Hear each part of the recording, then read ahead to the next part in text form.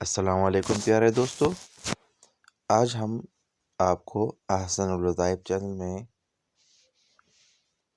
نبی کریم صلی اللہ علیہ وآلہ وسلم کی شفاعت حاصل کرنے کے لیے مولانا انور شاہ کشمیری رحمۃ اللہ علیہ کا بہترین اور وظائف کا کتاب گنجین اسرار سے ایک وظیفہ آپ کے لیے پیش خدمت ہیں۔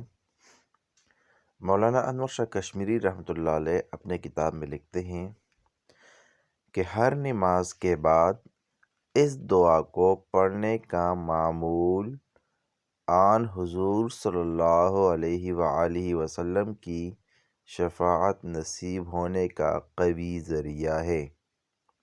یعنی مولانا صاحب فرماتے ہیں کہ جو بندہ اس آیات کو ہر نماز کے بعد اپنا معمول بنا لے تو انشاءاللہ تعالی رب کریم ان کو نبی کریم صلی اللہ علیہ وآلہ وسلم کی شفاعت نصیب فرمائے گا۔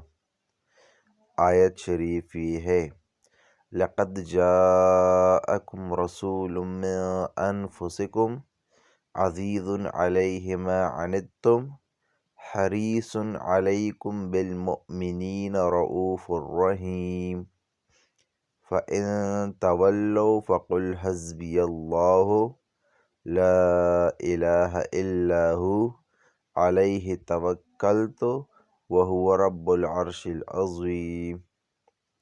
پیارے دوستو، یہ دو چھوٹے آیات اگر ہم اس کو روزانہ اپنا معمول بنا لے تو انشاءاللہ رب کریم سے امید ہے کہ آن حضرت صلی اللہ علیہ وآلہ وسلم کی شفاعت حشر کے میدان میں نصیب ہوگی۔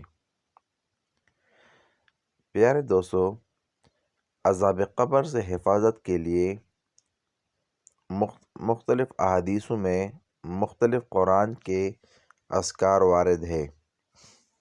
اس میں سب سے بہترین وظیفہ بعد نماز عشاء سورہ ملک کا مکمل ایک بار پڑھنا انشاءاللہ اللہ عذاب قبر سے محفوظ رکھے گا۔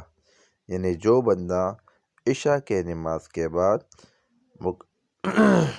سورہ ملک کی تلاوت کرے گا تو اللہ پاک اس کو قبر کے عذاب سے محفوظ رکھے گا۔